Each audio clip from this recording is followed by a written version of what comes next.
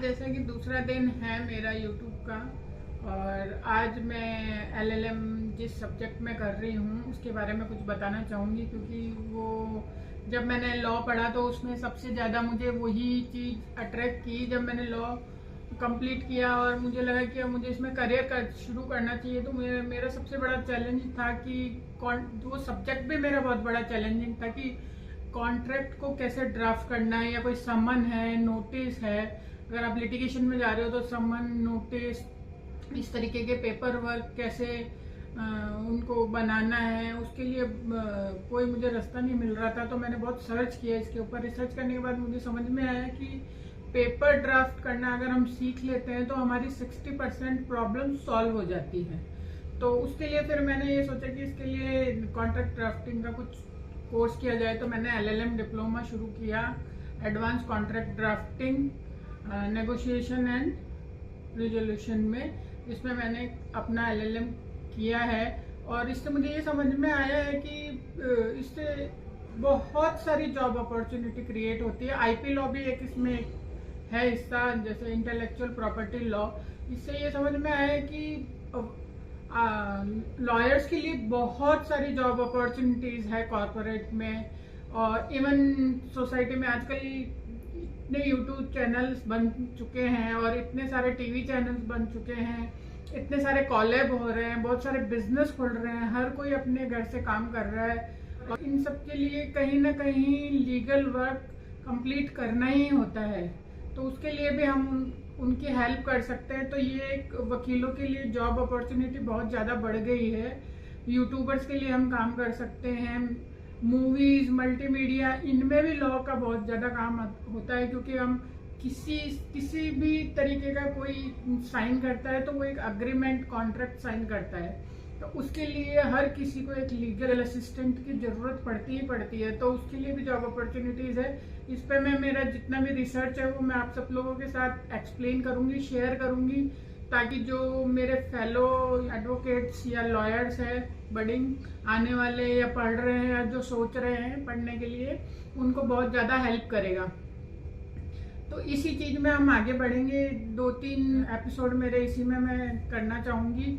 बीच बीच में कुछ मैं टॉपिक भी चेंज कर सकती हूँ जो मुझे अपीलिंग लगेगा, या जिसमें मुझे इंटरेस्ट आएगा शेयर करने के लिए, तो वो भी मैं शेयर करूँगी। तो कॉन्ट्रैक्ट ड्राफ्टिंग बहुत सारे होते हैं यहाँ पे, पार्टनरशिप एग्रीमेंट है, एमओ है, एओ है। तो इतने सारे कॉन्ट्रैक्ट्स हैं, और इतने सारे कॉन्ट्रैक्ट्स कहाँ लगते हैं, बहुत कॉर्पोरेट्स में लगते हैं। जब किसी की जॉब हायरिंग होती है तो भी वो कुछ पेपर अग्रीमेंट साइन करके उसको जॉब पे आता है। और जब हम किसी को कोई हाउस एग्रीमेंट होता है, जैसे कोई रेंट पे घर भी चढ़ा रहे हैं, उसको भी एग्रीमेंट बनाना पड़ता है। तो इन सब चीज़ों के लिए उनको कहीं ना कहीं वकीलों की ज़रूरत पड़ती है। तो इसका स्कोप कोर्ट तक ही नहीं है, बाहर तक बहुत फैल चुका है, और स्टूडेंट्स को इतना ज़्यादा परेशान होने की ज़रूरत नहीं है कि ये परसेप्शन ख़त्म करना है कि वकालत एक कोई टाइम पास है या कुछ है। वकालत करके भी आप बहुत बहुत कुछ कर सकते हो। लॉयर भी बहुत इंटरनेशनल लॉयर भी बन सकता है, वो अपना बिजनेस भी शुरू कर सकता है। आजकल तो इतने सारे स्टार्टअप भी आ गए हैं जो लॉ को आगे बढ़ा रहे हैं, और मैंने बहुत सारे स्टार्टअप देखे हैं, रिसर्च की है, जैसे प्रो वकील है, लीगलीज है, बहुत सारे स्टार्टअप्स हैं जो लॉ पढ़ने वालों के लिए, और उनके लिए भी एक तरीके से एक बहुत, जैसे कि बोलते हैं कि बाढ़ से आ गई है अपॉर्चुनिटीज़ की। बस ज़रूरत है तो ये इतनी कि हम लोग को उसको रिसर्च करना है, सीखना है, उन तक पहुंचना है, एक लैंग्वेज पे कमांड करनी है, किसी भी एक चीज़ पे हमें काम करना है और उसको अपना वो फॉर्टे बना लेना है। और फिर हम उस पर काम करेंगे तो ऐसा होगा कि हम उसमें एक बेस्ट बन जाएंगे, और उसी से हमारी वर्किंग चालू हो जाएगी। और हम अपने आप को इसके लिए एक बार फ्रीलांसिंग प्लेटफॉर्म है, इस पर भी हम लोग अपने आप को पुट कर सकते हैं, अपने इसकी इन पे आईडी बना सकते हैं। अगर किसी को घर बैठे काम करना है 2 घंटे 3 घंटे, तो 2-3 महीने अगर इस पर मेहनत करेंगे तो हम एज ए फ्रीलांसर भी अपने आप को लॉन्च कर सकते हैं और अच्छे खासी इनकम कमा सकते हैं। फाइवर है, अपवर्क है, guru.com है, इन पे अपनी आईडी आराम से बनाइए। उसमें बिल्कुल ऑथेंटिक इंफॉर्मेशन भरिए और अपने आप को उस पर पोस्ट कीजिए। वहाँ पे बहुत सारी जॉब्स आती है। धीरे धीरे बाय द टाइम आप सीखेंगे। अनफॉर्चुनेटली अगर कुछ कमा भी नहीं पा रहे हो आप उससे, तो आपको बहुत कुछ सीखने को मिलेगा, बहुत कुछ सीखने को मिलेगा वहाँ से। देखिए, तो मैं ये सब बता के किसी को बोर नहीं करना चाहती हूँ। मैं सिर्फ अपना एक LLM डिप्लोमा का एक्सपीरियंस शेयर करना चाहती हूँ। और डिप्लोमा करने के बाद, सीखने के बाद मुझे ऐसा लगता है कि LLB करने के बाद में एक स्किल कोर्स हर किसी लॉयर को, एडवोकेट को करना चाहिए। अगर वो फर्स्ट जनरेशन लॉयर है या उसको कोई सिखाने वाला नहीं है, तो वो कोर्स ऑनलाइन बहुत सारे कोर्सेज हैं डिप्लोमा के, 1 ईयर के, 6 मंथ्स के, वो हम करके अपनी स्किल्स को बहुत बहुत बेटर कर सकते हैं। इंटर्नशिप से भी बहुत ज़्यादा उससे फ़ायदा मिलता है, क्योंकि वो कुछ चार्ज लेके आपको इतना कुछ सिखा देते हैं ना, कि जो कि हमको सालों के इंटर्नशिप में शायद नहीं आता है। बहुत ही लकी लोग होते हैं जिनको इंटर्नशिप से बहुत ज़्यादा फ़ायदा होता है। बाकी इंटर्नशिप में इतना ज़्यादा फ़ायदा नहीं होता है जितना एक आप छोटा कोर्स लेके उसको करके आप सीखोगे। वो थोड़ा शॉर्ट टर्म लर्निंग प्रोसेस है। और कुछ ये मैं अपने एक्सपीरियंस से बता रही हूँ, और कुछ डिपेंड करता है, ये सभी के लिए नहीं है कि भाई ज़रूरी ही है। बट जिनको रास्ता नहीं मिल रहा है उनके लिए ये मेरा वीडियो है। जो लॉ पढ़ चुके हैं और वो थोड़े कंफ्यूज है कि कहाँ इंटर्नशिप करें, किसके पास जाएं, किसी को छोटा सा कोर्स करना चाहिए जो आपको सब्जेक्ट पसंद है। उसके ऑनलाइन बहुत सारी वेबसाइट्स हैं जो ये कोर्स कराती है छोटे छोटे। और मेरे हिसाब से थोड़ा सा और इन्वेस्टमेंट करके हमें वो कोर्स कंप्लीट करना चाहिए। इससे क्या होता है कि बहुत बूस्ट मिलता है अपने को लॉ का एडवोकेसी में। और बहुत सारी जो प्लेसमेंट ये सर्विसेज है, ये प्लेसमेंट भी प्रोवाइड करती है, आपकी लैंग्वेज को भी बूस्ट करती है, आपकी इंग्लिश भी इम्प्रूवमेंट होगी। और वैसे तो जो नया लॉ जुलाई से लागू हुआ है, वो भारतीय न्याय संहिता, मुझे लगता है कि लैंग्वेज का इस पर बहुत असर पड़ेगा। वो एडवोकेट फ्रेंडली होने वाला है लॉ, और बदलाव की तरफ हमें जाना चाहिए। हमें इसको अप्रूव करना चाहिए, ना कि इसको विरोध करना चाहिए हमें नए लॉ का। क्योंकि सीखना जरूरी है, बदलाव जरूरी है, बदलाव करके देखना ही पड़ेगा कि क्या होने वाला है। पुराना लॉ में बहुत सारे कंफ्यूजन्स हैं।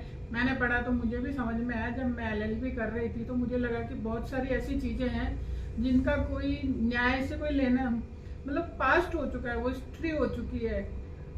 कोई भी आदमी अपना न्याय करने जाता है, वो बहुत परेशान होता है और उसका सीधा सही होता है कि मुझे न्याय मिले। उसको नहीं मतलब कि 50 साल पहले क्या हुआ था, 100 साल पहले क्या हुआ था, उसका ये रहता है। नॉलेज के लिए हम कितना भी पीछे जाके पढ़ सकते हैं, लेकिन जब बात किसी केस की आती है, किसी उसकी आती है, तो ब्रिटिश लॉ को फॉलो करना ब्लाइंडली मेरी तरफ से भी इसके लिए थोड़ा सा वो रहेगा। मैं भी बदलाव की तरफ मेरा जाएगा वोट की। जैसे कि देखिए अपने क्या, जैसे टेक्नोलॉजी बढ़ रही है, बहुत सारी चीज़ें बढ़ रही है, ज़रूरतें चेंज हो रही है। 50 साल पहले हमारे न्याय के लिए ज़रूरतें दूसरी थी, आज के टाइम में ज़रूरतें दूसरी है। क्राइम के तरीके भी बदल गए हैं, और काम करने के तरीके बदल गए हैं, काम पे रखने के तरीके बदल गए हैं। तो सारी चीज़ों में बदलाव आ रहा है, तो कानून में भी बदलाव की ज़रूरत है हमारी सुविधा अनुसार। जब भी हम किस बदलाव की तरफ जाते हैं तो परेशानी उठानी ही पड़ती है। जब हमने कपड़ों में बदलाव कर लिया है, खाने में बदलाव कर लिया है, कानून में भी बदलाव करना ही पड़ेगा हमको, और उसको एक्सेप्ट करना पड़ेगा। और ये अच्छी बात है कि अब जब हम पढ़ने लगेंगे, नई चीज़ें आएंगी, इसको अपग्रेड करेंगे। और जो अब नए नए लॉयर आ रहे हैं उनके लिए तो और भी अच्छी बात है कि उनको एकदम नया फ्रेश से पढ़ना पड़ेगा। और मैं नए जो कानून आ रहे हैं, धीरे धीरे लॉ चेंजेस हो रहे हैं, मैं उस बदलाव को मेरी तरफ से सही मानती हूँ। और बहुत सारी ऐसे मैगजीन्स और ये सारी मल्टी लैंग्वेज लॉ में ज़रूरी नहीं थी। उस समय जब लॉ बनाया गया था, तब उस समय की सिचुएशन अलग थी। उस समय कुछ ऑप्शन ही नहीं था लोगों के पास, कि उनको अडॉप्ट ही करना पड़ा था, कि उस वजह से वो इस तरीके का बना था। अब हमारे पास बहुत ज़्यादा इंटेलिजेंस है, बहुत अच्छे अच्छे वकील हैं। कन्फ्यूज़न होने ही वाला है, वो उसमें कोई दिक्कत नहीं है। बट बहुत सारे कन्फ्यूज़न को ही क्लियर करके आगे बढ़ेंगे, और टाइम के साथ सारी चीज़ें एक्सेप्टेंस में आने वाली है। ऐसा कुछ भी नहीं है, वो हमको बदलाव मानना ही पड़ेगा, और मानना ही चाहिए विद ए पॉजिटिव हार्ट। और खुले हाथों से हमको उन सब चीज़ों को एक्सेप्ट करना चाहिए। इससे हमारा नॉलेज भी बढ़ेगा। बीएनएस बहुत सारे वकील जिन्होंने हिंदी में पढ़ा है उनके लिए भारतीय न्याय संहिता नाम देखिए, उन्होंने यही किया है कि भाई सबको अच्छे से चीज़ें समझ में आए, लॉ सिंपल हो, और जितना ज़्यादा सिंपल होगा लॉ कानून उतनी ही न्याय व्यवस्था अच्छी होगी। कंफ्यूजन क्रिएट्स नहीं होंगे कि जो भाषा कानून की भाषा है वो सभी को एक समान समझ में आनी चाहिए, तभी न्याय का महत्व रहता है। तो इस बारे में यही है कि लॉ में बदलाव आ रहे हैं, कानूनों में बदलाव आ रहे हैं, धीरे धीरे ये बदलाव बढ़ेंगे, चेंजेस आएंगे काफ़ी कुछ। और बहुत सारे वकील इनको एक्सेप्ट भी कर रहे हैं, बहुत सारे नहीं भी कर रहे हैं, पर मुझे बदलाव ठीक लग रहा है। सीखने को मिलेगा, नई लर्निंग मिलेगी, नया एक्सपीरियंस मिलेगा, हो सकता है इम्प्रूवमेंट आए बहुत अच्छा उससे। और बाकी तो लॉ कानून व्यवस्था की पुलिस, वकील और सोसाइटी तीनों का कंबाइंड ही एसोसिएशन है कि तीनों मिलके ही उसको सुधारेंगे तो ही चीज़ें सही होएगी।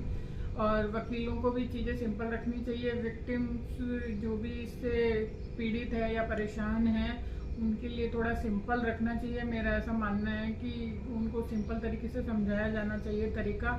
और मेरा सबसे बड़ा फोकस इसी चीज़ पे रहेगा कि सबसे ज़्यादा कॉस्टिंग पेपर वर्क में आती है, तो मेरी रिसर्च इसी में जाने वाली है कि उसकी वो कॉस्टिंग कितनी कम से कम की जा सके, पेपर वर्क कम से कम हो। इस पे मेरा फोकस है। इस पे मैं बहुत सारे आने वाले टाइम में जो सीनियर लॉयर्स हैं उनसे मिल के डिस्कस करना चाहूँगी या जानना चाहूँगी कि इस पे कैसे वर्क हो सकता है। क्योंकि पेपर वर्क ऐसा चीज़ है कि लोग इतना परेशान हो जाते हैं, 20-20 हज़ार 25-25 हज़ार रुपये उनकी कॉस्टिंग उसी में आ जाती है, तो वो फीस देने में असमर्थ हो जाते हैं। अगर पेपर वर्क का लोड उनके ऊपर कम होएगा तो उससे वो वकीलों को फीस देने का भी उनका मन बनेगा या उनका सामर्थ्य बढ़ेगा। तो जो मैं ये कहना चाह रही थी कि जो लीगल ड्राफ्टिंग होती है ना वो बहुत महंगी पड़ती है। किसी को भी केस जब लड़ने जाता है या अदालत में पेश होता है और उस पेपर वर्क बहुत ज़्यादा होता है और उसी में उसका बहुत ज़्यादा पैसा चला जाता है। अगर कोई मिडिल क्लास या लोअर मिडिल क्लास है तो उसके लिए वो पेपर वर्क इतना बड़ी चीज़ हो जाती है, फॉर्मेलिटीज़ पूरी करने में इतने सारे पैसे बर्बाद हो जाते हैं उसके कि वकील को देने के लिए उसके पास कम होते हैं। तो मेरा फोकस आने वाले टाइम में अगर ये रहेगा कि उनका जो लीगल ड्राफ्टिंग है वो थोड़ी सस्ती हो पाए, उसके लिए मैं रिसर्च करना चाहूँगी। इसीलिए मैंने कॉन्ट्रैक्ट ड्राफ्टिंग का सब्जेक्ट चूज़ किया है कि सबसे ये हर केस का बेस ही पेपर होता है, राइटिंग होता है, उसके तथ्य होते हैं, उसके जो एविडेंस होते हैं, उसके लिए आपको हार्ड कॉपी पेश करनी होती है हर जगह जाके, कोर्ट में या आपको कहीं पे भी ले जाए, एफिडेविट, ये सारी चीज़ें बनानी पड़ती है। जो बेसिक होने वाला है उसका तो हम कुछ कर नहीं सकते। बाकी जो ड्राफ्टिंग है वो इतनी कॉमन चीज़ होनी चाहिए कि हर किसी को ड्राफ्ट करना आना चाहिए और अपना पॉइंट्स इतने क्लियर होने चाहिए कि हर अगर जाके कोई अपना ड्राफ्ट करवाना चाहे तो वो अच्छे से ड्राफ्ट हो जाए। तो उससे क्या रहेगा कि वकील के साइन नहीं लगेंगे फिर उसको पढ़ के उसमें। तो इससे क्या रहेगा कि बहुत ज़्यादा कंफ्यूजन नहीं रहेगा। तो आज का टॉपिक मेरा यही था कि कॉन्ट्रैक्ट इजी वे में सबके साथ शेयर करूं उसका नॉलेज। कॉन्ट्रैक्ट मतलब ड्राफ्टिंग। तो आज का मेरा यही रहेगा कंक्लूजन कि जो ड्राफ्टिंग है, लीगल ड्राफ्टिंग, वो बहुत इजी हो जाए, उसको नॉर्मल तरीके से हर कोई ड्राफ्ट करवा पाए। यही मेरा आगे के लिए फोकस रहेगा कि ड्राफ्टिंग इजी, चीप हो जाए फॉर एवरीवन, ताकि वकील अपनी फीस भी अच्छे से ले सके और ड्राफ्टिंग में सारा पैसा न जाए। ऐसा मेरा फोकस है। इसमें मैं जितना कर पाऊँगी उतना करने की कोशिश करूँगी। तो आज का टॉपिक यहीं से ख़त्म करते हैं। सभी को मेरी तरफ से थैंक यू, लव यू।